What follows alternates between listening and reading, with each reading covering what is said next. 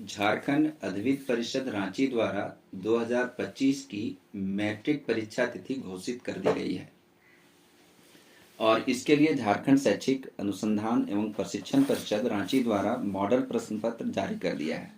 आइए इस वीडियो में मैट्रिक के सामाजिक विज्ञान के प्रश्न पत्र के पहले भाग जो एमसीक्यू है उसके प्रश्नों को देखें और उसके सटीक उत्तर को जानें। तो सबसे पहला क्वेश्चन है, फ्रांसीसी क्रांति का नेता कौन था?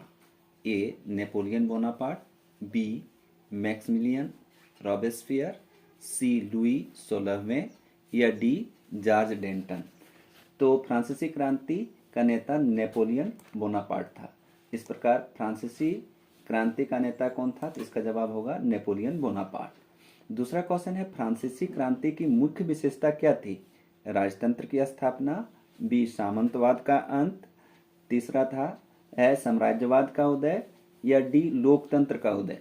तो फ्रांसीसी क्रांति की मुख्य विशेषता लोकतंत्र का उदय, तो इसका सही जवाब होगा लोकतंत्र का उदय। अगला क्वेश्चन है, भारत में असहयोग आंदोलन का नेता कौन था? ए महात्मा गांधी, बी जवाहरलाल नेहरू, सी सुभाष चंद्र बोस या डी लाला लाजपत राय। तो इसका जवाब होगा महात्मा गांधी। असहयोग आंदोलन उन्हीं के द्वारा किया गया था। अगला क्वेश्चन है, भारतीय राष्ट्रीय कांग्रेस की स्थापना किसने की? ए महात्मा गांधी, बी जवाहरलाल नेहरू, सी एलन ऑक्टेवियन ह्यूम या एयो ह्यूम या डी लाला लाजपत राय। तो इसका सही जवाब है एओ ह्यूम। अगला सवाल है कि द्वितीय विश्व युद्ध का मुख्य कारण क्या था? ए नाजी जर्मनी का उदय, बी जर्मनी द्वारा पोलैंड पर आक्रमण, सी ब्रिटेन और फ्रांस द्वारा अपनाई गई समझौतावादी नीति या डी जापान का पर्ल हार्बर पर हमला। तो इसका सही जवाब है जर्मनी द्वारा पोलैंड पर आक्रमण। ये हम लोग टिक करेंगे। उसके बाद सवाल है, भारतीय उद्यमी जिसने पहली भारतीय जूट मिल स्थापित की थी? ए द्वारकानाथ टैगोर, बी राजा राम मोहन राय, सी दादा भाई नौरोजी, डी जमशेदजी टाटा।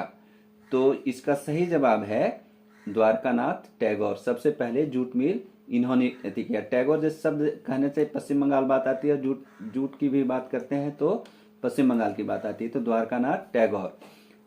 अगला क्वेश्चन है 7 नंबर का, भाप इंजन का विकास करने वाले ब्रिटिश आविष्कारक कौन थे? A James Watt, B Richard Arkwright, C Edmund Cartwright या डी सैमुअल शेल्टर। तो 7 का ए जेम्स वाट जो है भाप के इंजन का आविष्कार किए थे, तो 7 का ए होगा।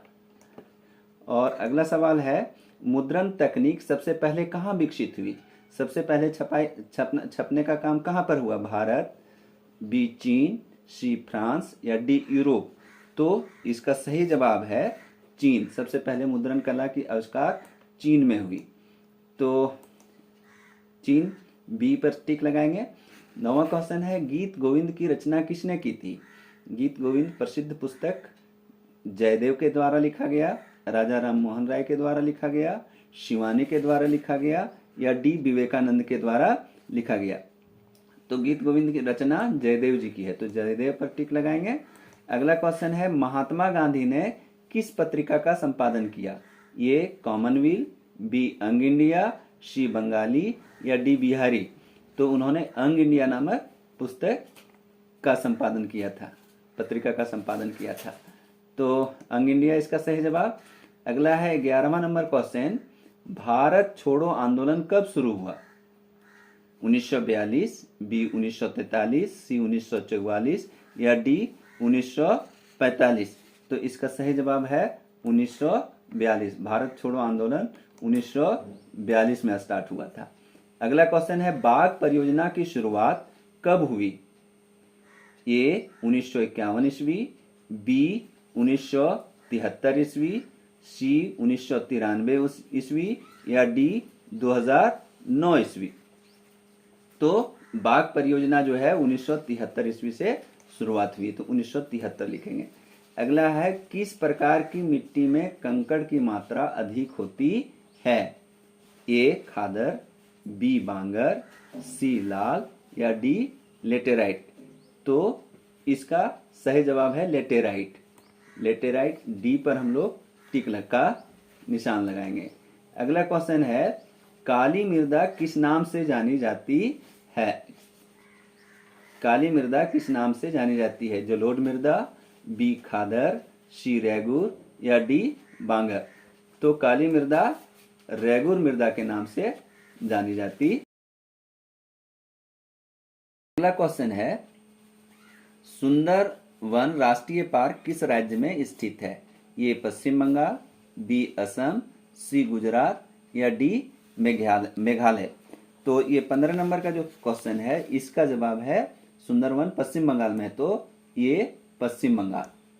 उसके बाद अगला क्वेश्चन है, नर्मदा बचाओ आंदोलन संबंधित है सरदार सरोवर परियोजना से, भाखड़ा नागल परियोजना से, रिहंद परियोजना से या टिहरी परियोजना से। तो नर्मदा नदी पर कौन सी बांध बांधी गई है? सरदार सरोवर परियोजना। तो इसका संबंध सरदार सरोवर परियोजना से है। अगला है, जल किस प्रकार का संसाधन है? अनवीकरणीय है, बी कृत्रिम है, नवीकरणीय है या डी इनमें से कोई नहीं है।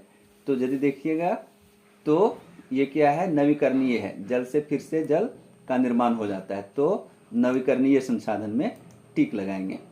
श्रीलंका का राजकीय धर्म क्या है? ए इस्लाम, बी हिंदू, सी ईसाई या डी बौद्ध। तो वहां के लोग बौद्धिस्ट हैं, इस कारण श्रीलंका का राजकीय धर्म बौद्ध है। अगला सवाल है कि बेल्जियम में डचों की आबादी कितनी प्रतिशत है? बेल्जियम में डचों की जो आबादी है वह कितनी प्रतिशत है? 57%, बी 58%, सी 59% या डी 60%। तो 59% डच लोग हैं, तो इसका सही जवाब होगा 59 या 59%। अगला सवाल है, निम्नलिखित में से कौन सी शक्ति केवल केंद्र के पास है? निम्नलिखित में कौन सी शक्ति केवल केंद्र के पास है? ए शिक्षा, बी रक्षा, सी कृषि, डी स्वास्थ्य। इन चारों में से कौन सी शक्ति जो है वह केवल केंद्र के पास अवस्थित है? तो रक्षा जो है वह केवल केंद्र के पास है, वह स्टेट के पास नहीं है। अगला क्वेश्चन है, विकेंद्रीकरण क्या है? एक हाथ में शक्ति का केंद्रीकरण, बी स्थानीय सरकारों की शक्ति का वितरण, सी केंद्र से राज्यों की शक्ति का हस्तांतरण या डी स्थानीय सरकारों की शक्तियों का कर करना। तो इसका सही जवाब है केंद्र से राज्यों की शक्ति का हस्तांतरण। अगला सवाल है, भारत में पूर्वोत्तर राज्यों द्वारा अधिक स्वायत्तता की मांग का मुख्य कारण क्या है? अधिक पिछड़ापन, बी सांस्कृतिक और भाषाई अंतर, सी ऐतिहासिक कारण या डी भौगोलिक स्थिति। तो यहाँ की बात करेंगे तो सांस्कृतिक और भाषाई अंतर है भारत से, तो इस कारण यहाँ के लोग, पूर्वोत्तर के लोग स्वायत्तता की मांग करते हैं। एक लोकतांत्रिक सरकार की मुख्य विशेषता क्या होती है? शक्ति का केंद्रीकरण, शक्तियों का पृथक्करण, व्यक्तिगत अधिकारों का संरक्षण या ये सभी।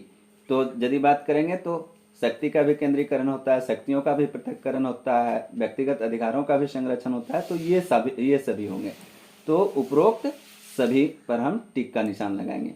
अगला सवाल है, निम्नलिखित में कौन भारतीय संविधान का एक प्रावधान है जिसका उद्देश्य लिंग समानता का बढ़ावा देना है?